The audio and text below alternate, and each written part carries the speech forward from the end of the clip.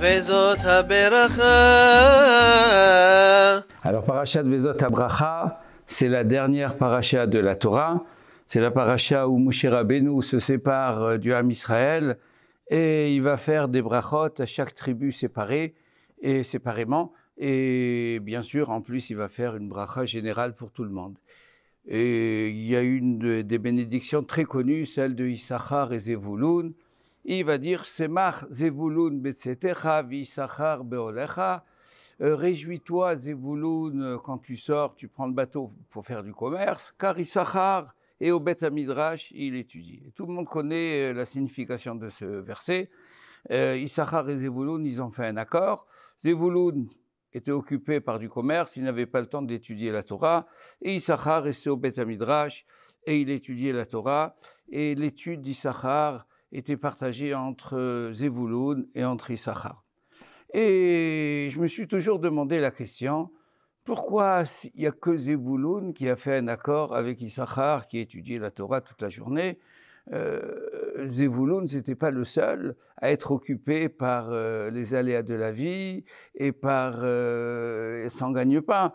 Tous les Shvatim, ils ont reçu une part en Eretz Israël et ils étaient occupés par de l'agriculture, labourer la terre et travailler. Ils étaient bien occupés. Il y avait quelques Shvatim qui étudiaient la Torah, entre autres Issachar, Shevet Lévi.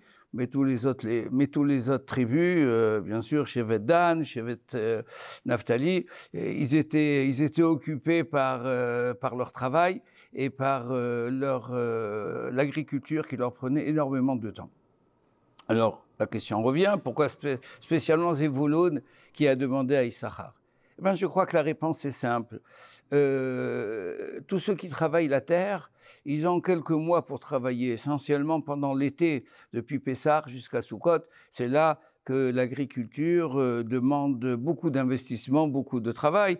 Mais une fois qu'on a passé Sukkot et on arrive vers l'hiver, une fois qu'on a laissé sa terre se reposer, on est libre, on peut aller au Beth Midrash, on peut étudier. Il y a de longs mois d'hiver qui sont disponibles jour et nuit pour étudier pour les agriculteurs. Le seul qui était occupé, qui travaillait, qui prenait la mer, c'était Zevulun.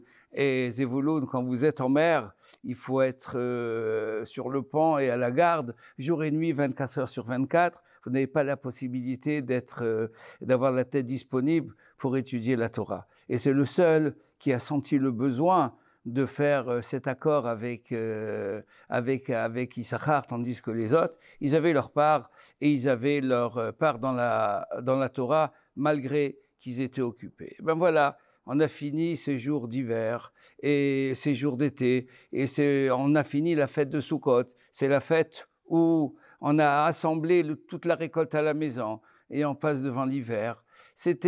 Ça va être des jours, des nuits longues et des nuits où chacun peut trouver le temps pour s'asseoir, pour étudier la Torah, et qu'il ait chacun sa propre part dans la Torah et qu'il n'a pas besoin des autres. Et c'est un peu la conclusion de Moshe Rabbeinu. Quand il va faire une bracha générale à tout le Ham Israël, il va dire Ashrecha Israël, Am Nosha Bashem. Am Israël, tu es heureux, tu es un peuple qui a l'espoir en Akadosh Baruch Hu, et l'espoir nous vient par l'étude de la Torah. Shabbat Shalom.